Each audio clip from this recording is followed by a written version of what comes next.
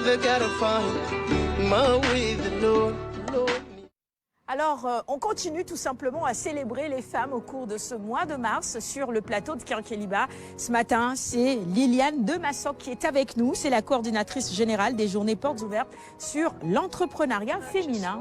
Voilà, donc la coordinatrice générale de Fierdel, mais bon, Fierdel qui organise donc ces journées portes ouvertes, n'est-ce pas, dédiées à l'entrepreneuriat féminin.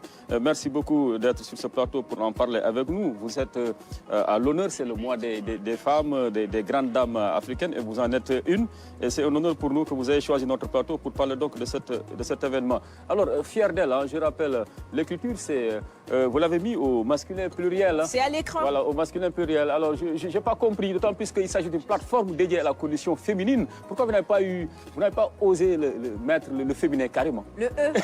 Ah non. Quel est le message que vous lancez à travers ce choix? À une époque où le féminisme, le sexisme est brandi comme une arme et tout, non, nous sommes pour la dualité. Okay. Fierdel, c'est au masculin parce que les hommes et les femmes, nous sommes tous fiers de ces femmes qui réussissent. Et nous, les hommes pour nous ne sont pas des ennemis, c'est des partenaires. Ce sont nos Iforchi. Donc tous ensemble, nous sommes éblouis par la réussite, le succès de ces femmes qui impactent l'Afrique aujourd'hui. Donc ce n'est pas juste une question, on ne les voit pas avec nos yeux de femmes. C'est les yeux du monde qui sont tournés vers ces femmes-là qui réussissent. C'est pour ça que c'est fier au masculin, parce que ce sont les femmes et les hommes. Vous aussi, vous êtes fiers de nous, vous ne le dites pas tout le temps, mais on sait que vous êtes fiers. Merci beaucoup, ce discours nous rassure, hein, le Benjamin, n'est-ce pas, coach, hein? Ça, c'est rassurant pour les hommes que nous sommes. Alors, c'est l'occasion aussi pour nous de revenir un peu sur ce que vous faites. Cette plateforme, son travail, comment vous œuvrez dans le cadre de la promotion de la condition féminine, concrètement? Oui, permettez-moi de revenir un peu sur la genèse de cette association, parce que c'en est une qui a été impulsée par une jeune dame qui vit au Sénégal, Emmanuelle Jordana Diovi, qui travaillait déjà, qui est une grande créatrice avec les femmes. Et c'est parti d'un constat que nous avions perdu un peu le regard sur les role models, sur les femmes qui réussissent. Okay. Et la jeune génération, nos petites sœurs, n'avait plus de modèles. Il y avait des valeurs qui étaient perdues un peu et elles avaient l'impression que pour réussir, il fallait promotion canapé, elles étaient un peu pressées et elles n'étaient pas patientes du tout. Et quand elles voyaient une femme qui réussissait, il y avait beaucoup de prétextes de elle a réussi, peut-être parce qu'elle est dans une secte, peut-être parce que... Et voilà. Donc on s'est dit non, il faut qu'on puisse mettre en lumière, mettre les feux de rampe sur des femmes qui impactent, qui sont au top management, mais dont on ne parle pas souvent. Les offrir un modèle à leurs jeunes sœurs et filles. Parce que l'entrepreneuriat féminin, l'Afrique est un des continents. C'est le continent où la création d'entreprises est un plus fort taux de pourcentage. Il faut savoir que 23% à peu près d'Africaines ont créé, sont à la tête d'une entreprise. Une femme sur 3 en Afrique a un projet de création. Mais il y a plusieurs barrières, il y a des freins. Exactement. Des freins peuvent être l'éducation, ça peut être l'accès au financement, surtout ça peut être la perception. Ouais. Et avec Fierdel, on s'est dit qu'on va leur offrir une plateforme, surtout une vitrine d'abord pour montrer ces femmes qui réussissent. Ouais. C'est bien d'avoir des modèles. Et surtout, c'est des bootcamps, des ateliers pour que les femmes puissent accéder à des conseils, à un partage d'expérience. Parce qu'on se nourrit de partage d'expérience, que ce soit succès ou échec. On leur dit, n'ayez pas peur, osez laisser votre empreinte, parce que nous sommes convaincus que l'Afrique de demain se conjuguera au féminin. Elle se conjugue déjà, il y a des réticents.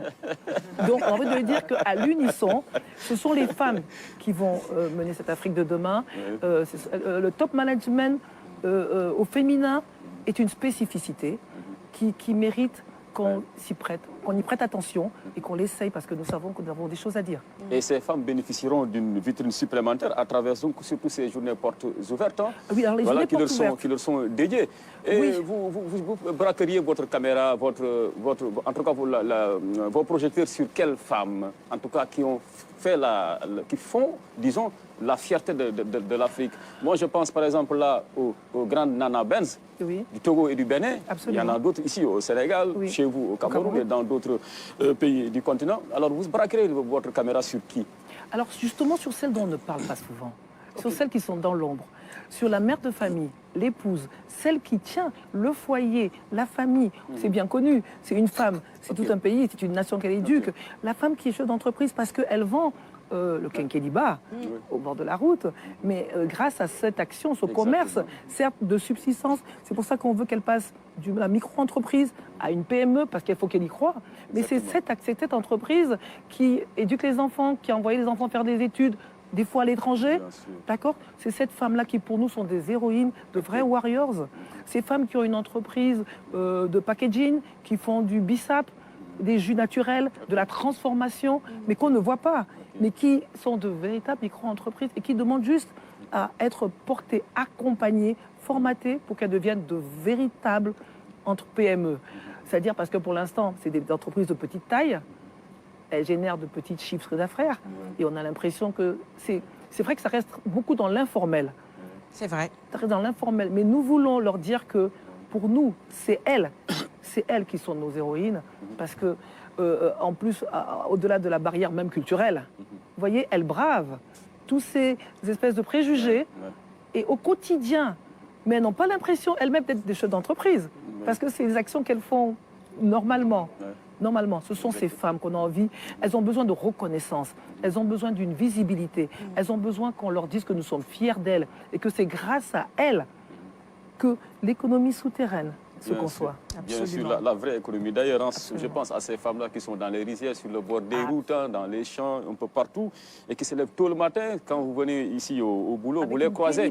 Elles sont les premières à être debout. Tout à fait. Voilà, quand on vient le matin, c'est les dernières couchées. Oui. Voilà. Elles sont braves. Les enfants. La vie familiale à assurer. Les enfants. Elles méritent tous les louanges. Alors, Sarah? Alors moi, je voudrais qu'on reparle un tout petit peu des objectifs de ces journées, autant pour moi, portes ouvertes, parce qu'on sait que dans l'entrepreneuriat, ce qui est important aussi, c'est le carnet d'adresses. Il faut avoir un bon carnet d'adresses pour pouvoir créer des liens, pas seulement ici au Sénégal, mais au-delà, un peu partout en Afrique et dans le monde. Il faut être réseauté, comme dirait l'autre. Est-ce qu'au niveau de Fierdel également, vous travaillez à cela et vous accompagnez ces jeunes femmes à construire ces réseaux? Oui, bien sûr, c'est même la clé. Le réseautage est la clé.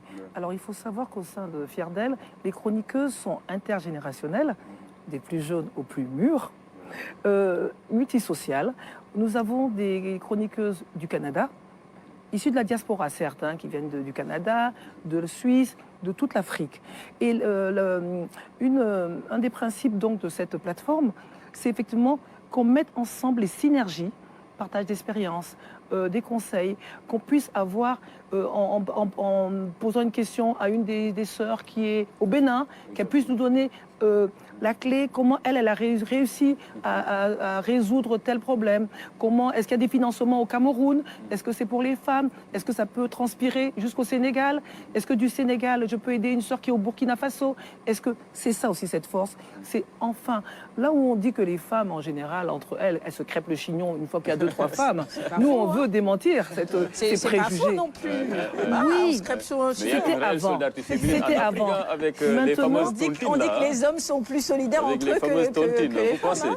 Oui, avec les tontines, les fameux exemple. Maman Benz, pourquoi ça marche? Ça, c'est une les forme de tontines, solidarité. Partout et en même- Afrique, elle existe. Les banques ne nous accompagnent pas, mais c'est un tort parce que c'est bien connu. Ouais, les tontines. Les femmes, les créancières qui remboursent de manière plus, c'est les femmes. Les femmes remboursent plus, sont plus sûres Oui. que les hommes, entre guillemets. Oui, oui. Hein? Il paraît qu'une C'est femme vrai. DAF, c'est mieux qu'un homme à côté de l'argent. Il paraît. Il paraît. Donc, oui, on réseaute. Le réseautage est très important. Et c'était le point des journées portes ouvertes, qu'on puisse se retrouver ensemble. C'était des journées où il y allait avoir des ateliers de coaching en développement personnel et professionnel, des bootcamps de renforcement de capacité pour les femmes qui veulent. C'est un atelier qui est destiné aux femmes qui entreprennent déjà, certes, mais à celles qui veulent entreprendre, mais qui n'osent pas sauter le pas. C'est aussi pour elles. Parce que les femmes, moi c'est bien connu aussi, être salarié, c'est bien, c'est un confort. Mais celles qui osent sortir de leur zone de confort pour entreprendre, ce n'est pas facile, c'est une décision forte. Et nous, on leur dit, venez, ce n'est pas incompatible. On va vous dire quels sont les méandres, les différents sillons de l'entrepreneuriat féminin, mais ça vous augure une certaine autonomie, une femme autonome, indépendante, fière d'elle, et une femme épanouie. Alors, qu'est-ce que vous faites aussi pour promouvoir un peu ces femmes-là qui s'engageraient en politique, pour qu'elles puissent accéder à certains postes de responsabilité? Parce que je pense que les femmes connaissent mieux, savent mieux ce qui est bon pour elles. Malheureusement, si elles n'accèdent pas à certaines instances de décision, il est clair que la condition féminine, en tout cas pour qu'elle soit véritablement aboutie ici en Afrique, ça prendra du temps. Absolument. Alors, comment faire aussi? Est-ce que ça fait partie de vos objectifs? Oui, de promouvoir absolument, absolument. Vos sœurs, À s'engager. Oui, l'engagement des femmes dans la L'engagement prise de des femmes. décision gouvernementale, l'engagement des femmes en politique est aussi un de nos soucis. C'est important, ça. On compte très peu de femmes Ouais. en politique, hélas. Et c'est bien connu. Ça, c'est une barrière culturelle aussi. Et pourtant, les femmes, les hommes devraient être derrière les femmes, ou à côté tout au moins, parce que c'est elles qui fédèrent.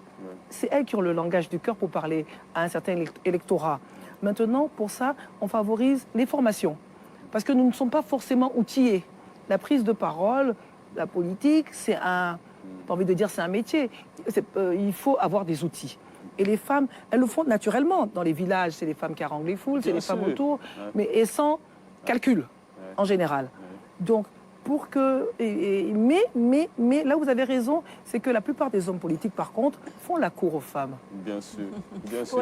Pour les la engager. mobilisation Pour les engager, pour la mobilisation. Oui. C'est Mais surtout nous, on les ne femmes. souhaiterait Quand il plus s'agit être que maintenant de des... dispatcher les postes, là, les femmes disparaissent. Voilà. Pour mobiliser, allez, 20 000, 30 000 femmes, on appelle les femmes. Non, non, non, non, on ne veut plus. Ça, on sait le faire. Ouais. Mais on veut aussi qu'on entende ce que nous... Parce que nous sommes les mieux placés pour savoir ce que Est-ce les que femmes notre veulent. condition de femme, justement, parfois ce n'est pas ça le frein. Vous avez parlé du volet culturel, la perception que les gens ont, la vie de famille quelque part derrière. Est-ce que finalement ce n'est pas ça qui décourage beaucoup de femmes? Elles se disent, bon, il faut retourner s'occuper C'est de pour ça qu'il faut la maison. qu'on parle d'éducation et de dépassement. Les barrières culturelles, oui. C'est-à-dire qu'on avait l'impression que la femme, d'abord, il n'y a pas très longtemps, la femme était était réduite à rester au foyer. Ce qui est un métier. S'occuper du mari et des enfants, c'est un métier, c'est un chef d'entreprise. Mais justement, nous souhaitons que les femmes puissent dépasser ce pas, que les hommes acceptent, que la société accepte de considérer la femme en tant qu'une entité à part entière, pensante et raisonnante. C'est ce qu'elle est. Ce n'est pas seulement celle qui permet d'avoir une grande famille, des enfants et tout ça. Non, non. Mais je vous prie de me croire, ils le savent maintenant. Toutes les institutions financières, aujourd'hui, ont des départements dédiés à l'entrepreneuriat féminin. Toutes. Que ce soit la BAD, toutes ont l'œil sur les femmes. Ils ont compris.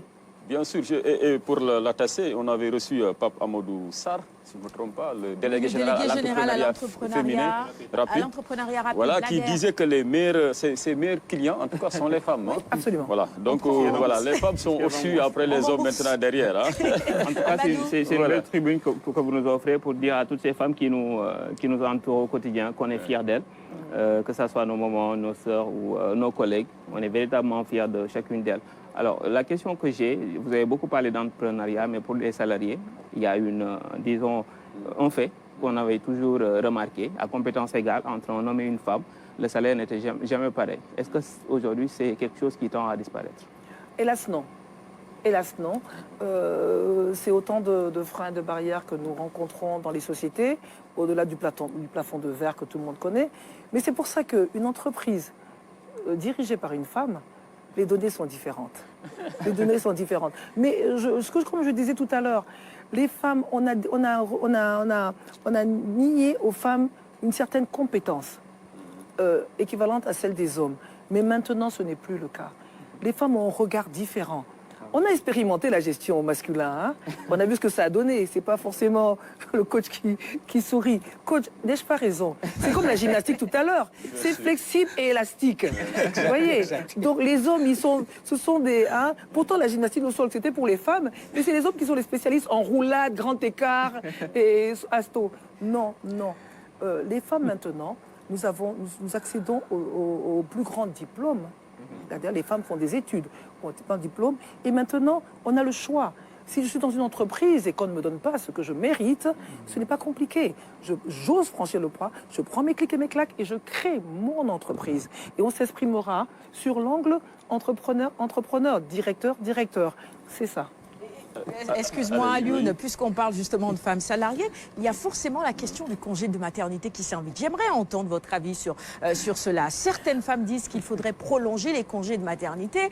D'autres disent non, parce qu'en réalité, ça va faire en sorte que moins de chefs d'entreprise hommes vont vouloir embaucher des femmes. Si 6 mois, elle doit rester à la maison parce que, évidemment, elle a eu un bébé, ça veut dire qu'elle ne va travailler que 6 mois. Et si on suppose que chaque 2 ans, elle a peut-être 1, 2 ou 3, on connaît les indices, c'est 4, 5 enfants. Elle élargit aussi aux hommes. Hein. Nous réclamons aussi le congé de paternité. Non, mais je vais vous surprendre. Voilà. Il a raison. Votre avis sur cette question? Oui, mais je vais vous surprendre. D'abord, les femmes sont organisées. Même si elles demandent, même si elle a droit à ces 6 mois de congé de maternité, je vous garantis qu'elle, même de la maison, elle travaille. Avant de partir, elle a organisé son travail. C'est la différence. Les femmes sont organisées. C'est inné chez nous. C'est-à-dire qu'on nous sommes organisés. Mais alors, au point même que maintenant, les hommes demandent des congés de paternité. Hein?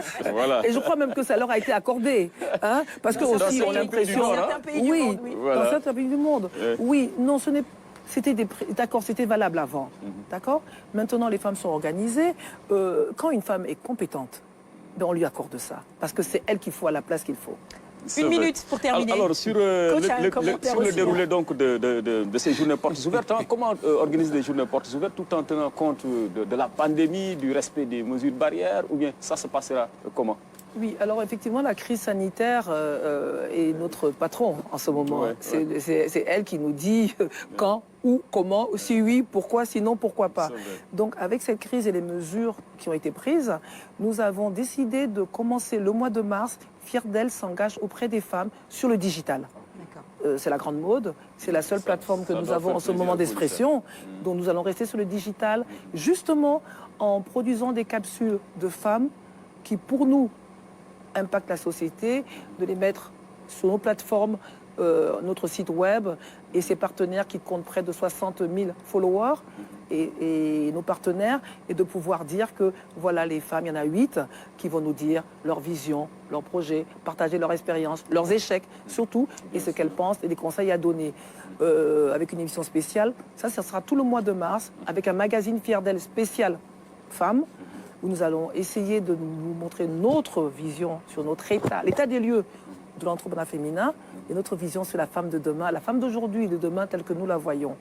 Et en attendant de jours meilleurs, que cette crise, cet petit virus qui nous fatigue, prenne des congés et nous permette enfin de nous exprimer. Merci beaucoup, Madame Liliane de Massock. C'est la femme la clé, c'est la femme la solution. Ce sont les femmes, l'avenir de l'Afrique. Coach, je vous promets. Vous sur la plateforme www.fierdel.com, rejoignez-nous. C'est une super plateforme avec un magazine gratuit sur l'entrepreneuriat féminin, des bootcamps, des échanges, plein d'offres. Venez et restez connectés. Les journées portes ouvertes sont ouvertes à tout le monde, aux hommes et aux femmes, à tout le monde. Venez, celles qui entreprennent, celles qui veulent entreprendre, celles qui ont même échoué, venez. Merci beaucoup. Nous sommes fiers de vous. Je crois que c'est ça qu'il faut dire. Voilà. Liliane de Massock, fière de vous, tout simplement. Merci d'avoir accepté notre invitation ce matin.